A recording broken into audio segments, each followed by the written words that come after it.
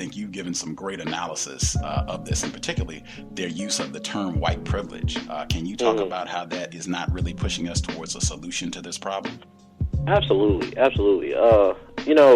I'm actually surprised that piece on white privilege caught on the way it did, because, I'm not a big fan of any of this kind of privilege talk, be it white privilege or now this concoction of black male privilege. I think these things are silly. It's, as I said in the piece, if you're in a society that is organized based on racial superiority, then if you're white, you're going to have clear advantages over people who are not white, because being in the white part of society, the white class or the white caste, whichever term you prefer, is going to make you superior. Now, that's going to mean you're economically, politically, morally, racially, psychologically, all these things. That you're going to be superior to what you define as a racial inferior, or in many cases in America, the non-human. So when we have a conversation about white privilege, what we do in that conversation is generate a moral discourse of recognition. In other words, we tell the white person, you have these privileges, so if you recognize these privileges, that makes you a moral person. Notice, it doesn't mean that you stop acting on those privileges or those advantages, i.e. the economic, political, social, psychological advantages of being a white person, just that you acknowledge them. And once you acknowledge them, despite still living and benefiting from them, you somehow become a possible ally to a black movement. Now, this is why I criticize this whole conversation as bourgeois and illusory, right? Because the people who are actually oppressed don't get to determine or have any input in the recognition from white people. In other words, you could have black academics having conversation with white academics that in the academic space are trying to make sure that nobody appears to be racist or sexist or homophobic or classist, etc. Everybody has to be these pure moral individuals. And then when that person says, look, you have that racial privilege, you got to get rid of that, they confess to you, yes, I have this racial privilege, I'm trying to challenge it, I'm admitting that I'm a racist, now we can be friends and work together in a coalition, right? That's a stupid idea, right?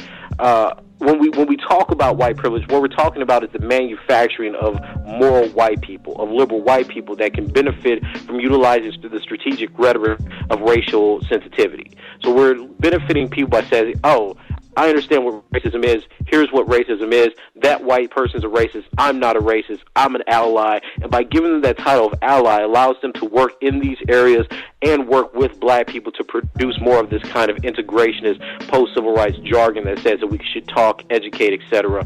people so that they can get out of racism. The problem with that, it doesn't address structural racism. It assumes that you can educate oppressors out of their racist disposition. So in the piece I mentioned George Jackson. George Jackson said that white people, the bourgeois, the elite racial class, is not going to educate themselves out of existence. I'm not going to own the law. I'm not going to own the military. I'm not going to own the government and let something as silly as a book somehow change my moral characterization of the world, because one is based on the idea of being a good person. The other, i.e. maintaining the imperial and racial state of the world, is based on power. And that's what academics, they are delusional in the sense that they believe that their moral discourse with individuals, other elite individuals, mind you, not the underclass of society, not the people who are in prison and incarcerated, not the people who are at risk for dying at any point, but these middle and upper class individuals that have the opportunity to go to college, that can afford to fly to conferences and eat sushi all day with them. Those are the people that they're trying to convince you should be a good person, as if that middle class, upper bourgeois people who own property and get good paychecks are going to risk any of that in terms of taking up for people that they don't even believe are human or believe are irresponsible, lazy, and criminals, right? White privilege allows you to mask the reality of the world and simply claim on the basis of your moral status, you're saved, you're coming to God / the idea that racism exists, allows you to become a speaker for everyone else that actually suffers under racism.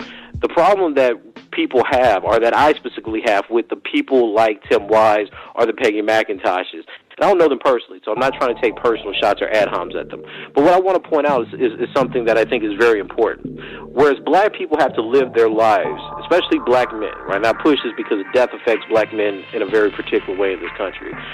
When black people have to live their lives in a white supremacist society, their life is the basis of how they have to interact with the world.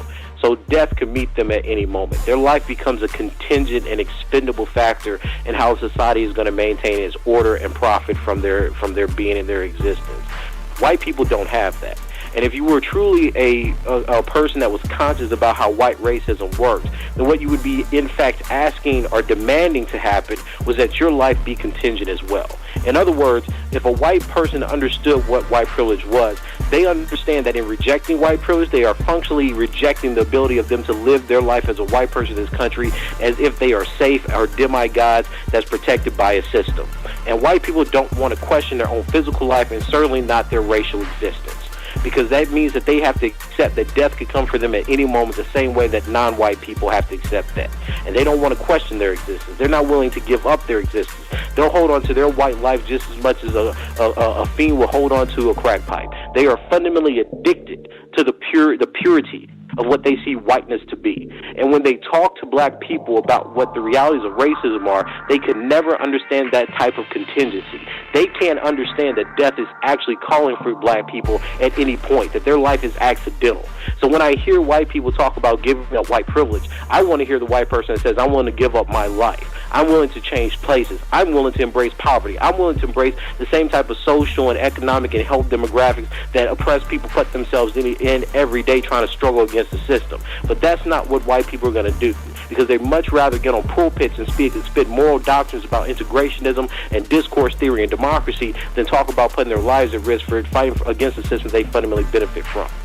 And that's why I think white privilege is dishonest, because it allows you to hide behind this coming to God moment, this salvation, redemption, and being recognized by bourgeois black people who in many ways are running from death the same way that every other black person are, but they feel more comfortable if they have a white person speaking for them or speaking with them about their oppression, because they don't want to confront white systems like universities, police states, or governments, or even the chairs of their departments with the reality of what black people face.